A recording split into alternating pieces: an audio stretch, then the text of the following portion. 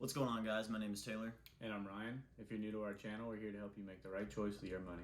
And we're engineers who quickly learned that we wanted to get out of the rat race, so we immediately began studying and gaining experience in investing in finance.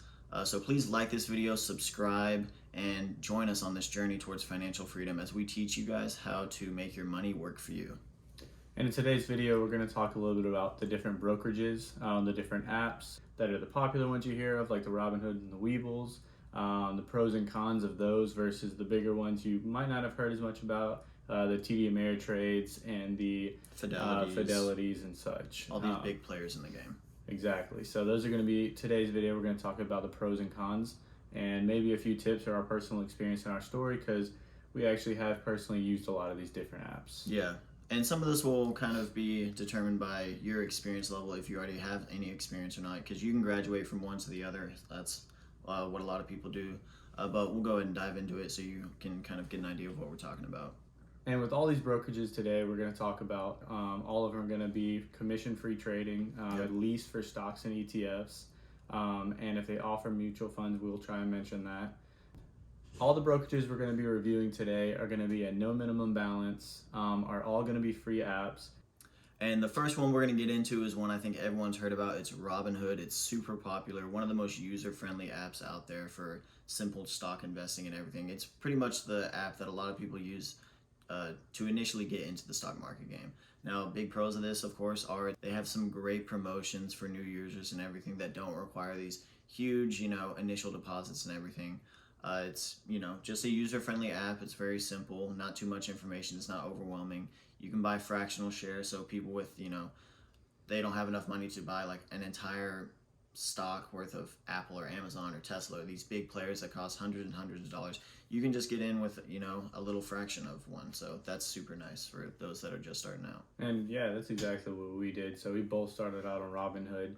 And a big benefit to Robinhood is so you don't really have to have much knowledge going in. You don't have to have, you don't need to know all about the stock market, because it'll give you your little blurb per company or per ETF, or now I guess cryptocurrency as well, about a little summary of it, and it'll show you the general chart so you can get a feel. You can get a little bit comfortable, get your feet wet. Yeah, and there are a few metrics in there that they like to cover, but it is not in depth like you'll see in some of these other ones that we're going to discuss. It gives you some basic things like we talked about in our previous video, EPS and all the general overall growth and everything over the past few years and everything. And so it does have some basic information. On the other side, though, it does have a good bit of cons, and that's why a lot of people have. You probably saw a little bit of hate on it. First of all, customer service is not great. There's no one number you can call. There's no contact really you call. There's I think an email that you reach out that I've done myself, and you email this and hope they respond in a couple of days, and then you have to go on an email chain for a while, and that's very annoying, very tedious when you're trying to get something done fast. On that, Robinhood is simply stock and ETF investing, and now I guess crypto, but they don't really do like IRAs. They don't do any of those type of accounts like some of the other bigger players. Also on Robinhood, like we said, it is comfortable. It is nice to be able to see a little bit of blurb of data, but outside of that little summary they give you, I have personally found it's not always up to date. A lot of times, especially when a company with going into COVID, companies are cutting their companies are cutting their dividend or dropping their dividend. Robinhood wouldn't refresh or update that for a long time. So take that as you will. So you're going to want to go outside of Robinhood every time you need to really buy a company. You're going to want to go look elsewhere for your research data. Yeah, and based on what we said, you may have already kind of got the idea of this, but it's not the most robust system out there. They're relatively newer than a lot of these, like your Charles Schwabs and TD Ameritrades who have been around for a long time and everything. So, not the best customer support system. Sometimes some people have had some slow processing and everything, and occasionally the app has simply gone down, or they've closed off trading. Then, that was a big scandal. That's not a standard thing. We've, for the most part, been pretty happy with Robinhood and the fact that, it was very user-friendly, a great starting point. And somewhat similar to Robinhood in terms of popularity is going to be Webull. Webull is also a free app. Webull also has the no commission ETF and stock trading. However, the big major difference between Webull and Robinhood is Webull is tons of data. on the flip side, that's also a con. So Yeah. it kind of makes it a struggle to just see one piece of data, because Yeah. there's so much. So When you first get onto this app, it's a bit overwhelming. oh, very. Robinhood will have like one simple graph. Webull will have overlapping graphs, a whole bunch of different numbers popping up on screen that are constantly changing and everything. It's more robust, and for those people who actually want to get into some more analysis than you would in your basic Robinhood, it's for that. But it can be overwhelming and slightly less user friendly in that way that people sometimes will have an issue navigating all the numbers and stuff. Similar to Robinhood, Webull also does a lot of promotion. So they always have a promotion going. Same with Robinhood. You can almost always, if you have a buddy, this is one of the best ways to get started. If you have a buddy that already has one of those accounts, they send you their link, and then you also link your bank account. I think you get 2 free stocks from Robinhood right there. I think it's very similar to Webull. Yeah. We'd have to check that, but I know Webull also gives free stocks all the time for joining them. And so that's $0 down, and you have two stakes in 2 different companies now, or sometimes it's the same company, but you have 2 different stakes, or you have 2 new free stocks that is under your name or your portfolio, which is huge for free. Yeah. Now, Webull is also similar in Robinhood that, you can buy fractional shares and everything, but there is a $5 minimum purchase, which is, of course, different. Robinhood, you can put in 50 cents to a company. Webull, you need to at least put in $5. Another difference is Robinhood, you can put in an order even after hour trading. Webull, you need to put in an order during trading hours. The other similarity that Webull has to Robinhood that isn't necessarily the best part about it is their customer service also isn't the best. Yeah. It's not as bad as Robinhood in my personal experience. However, it's not the best. Again, it's not a simple number you can call up and get in contact and get something done that day. Yeah, you're going to find for these first few brokerages we talk about, Robinhood, Webull, M1 Finance, these things that are pretty much apps that everyone thinks of. They're not going to have the best customer support system as opposed to these like TD Ameritrades, all these bigger brokerages and everything that offer all these types of things. You'll actually be able to talk to a person in those cases. For these apps and everything, you're pretty much going to be chatting with a bot or, maybe someone through an email or anything, but they're not going to have the best customer support systems. And the last thing about Webull is Webull does, different from Robinhood, offer retirement accounts. And continuing on with the next one in the top 3, kind of like we said, popular apps for trading, they can definitely get started, is M1 Finance. M1 Finance is very unique, very different. In my opinion, pretty advanced. So one of the cool things about M1 Finance, or biggest pros, is you can answer a couple of questions or fill in a little bit of information. What's your risk level, for example? Sure. And based on that, it'll create a chart of how you should invest or how it thinks or recommends you invest, and you can kind of pick and you can adjust it, obviously, because you're the person that chooses the final decision. So it's just structured as a big investment pie chart and everything. So you can have, a pie chart within a pie chart and everything if you want to get real detailed into how you break this stuff down.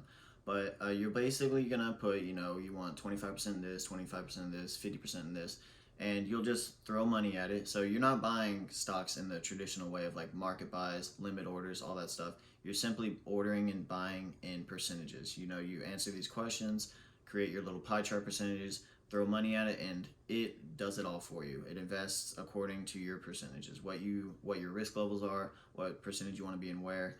So it's not, in that way, it's kind of, user friendly and kind of hands off. You don't have to worry about it. You keep your, risk levels and percentages all same. You can keep your diversification how you like it. Takes the emotion out of it, which is huge. Yeah.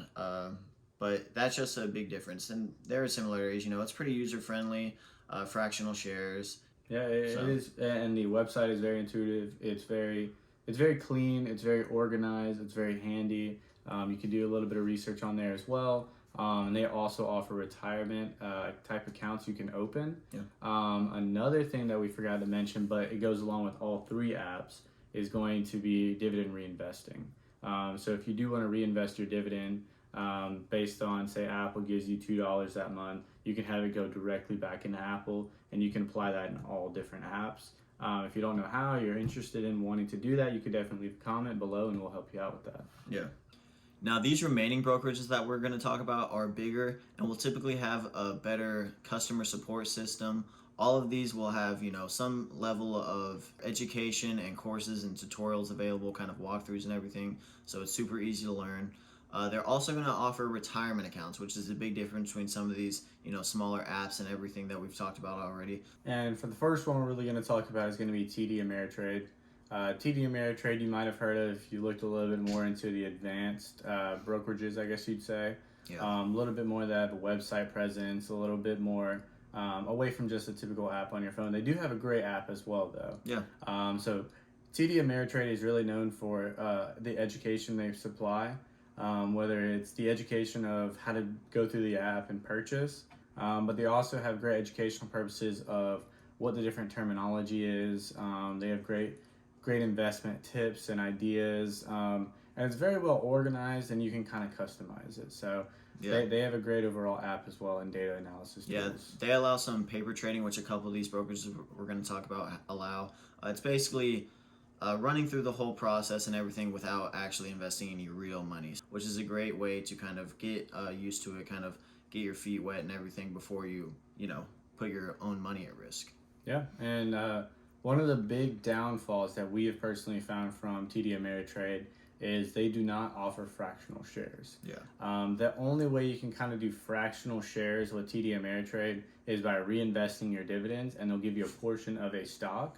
But just straight up putting in $5 for Apple, say, they won't do that. And this is, a bit of a detriment to those that are just getting into this, don't have too much capital up front. Because, some of these bigger companies like your Googles, Teslas, Apples, they're pretty expensive stocks. They're going to be hundreds of dollars to thousands of dollars. And, you're going to have to come up with all that capital up front if you want to buy into these guys, which can be, a deterrent to a lot of people who don't have that. And the next one we're going to talk about is kind of now hand in hand with TD Ameritrade is Charles Schwab. Mm-hmm. I say kind of goes hand in hand because Charles Schwab and TD Ameritrade agreed to a merger/buyout, I believe at the end of last year, and they're supposed to be everything finalized by the end of this year. Yeah. And basically, Charles Schwab is another one, big one in the space. And if you looked into it, so you've definitely heard of Charles Schwab. A lot of places rate this or TD Ameritrade one of the bigger or best brokerages out there. Charles Schwab is very similar in terms of they do offer a lot of data analysis tools. They do have a great app. They do have a great website. They do have the great customer service. It is an overall great brokerage as well. Mm-hmm. The only big downfall we found or con we found for Charles Schwab is if you are trading or buying mutual funds, they do typically have a higher commission for those. Yeah. But if you simply stick to stocks and ETFs, it's a fantastic platform to trade on. Yeah, and it has a little bit of a similarity to M1 Finance and the fact that it has these intelligent portfolios where you can kind of say how much risk and everything you want. They'll have all these charts and everything that kind of track it like a pie chart like M1 Finance does and everything. So where you're able to build, monitor, and kind of rebalance your portfolios according to all these metrics that you kind of put in. And one big benefit of Charles Schwab is they actually do offer, fractional shares, which a lot of people are hoping is one of the traits that carries over once TD Ameritrade and Charles Schwab kind of merge. So, that's obviously speculation, but for now, Charles Schwab does offer fractional shares. And I believe Charles Schwab calls them slices, but they're just referring to taking a piece of a stock or a portion of a stock. Mm-hmm. And the next one we're going to talk about is another big one that I'm sure a lot of people have heard about is E-Trade. Now, this also has a great, learning and tools and everything. It allows paper trading like we already talked about. It has a great customer service support like all these ones do. And it has, great access to research and everything.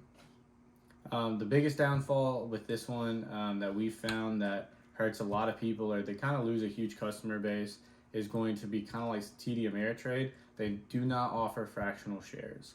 So them and TD Ameritrade not adopting that yet, I could easily see it change in the future.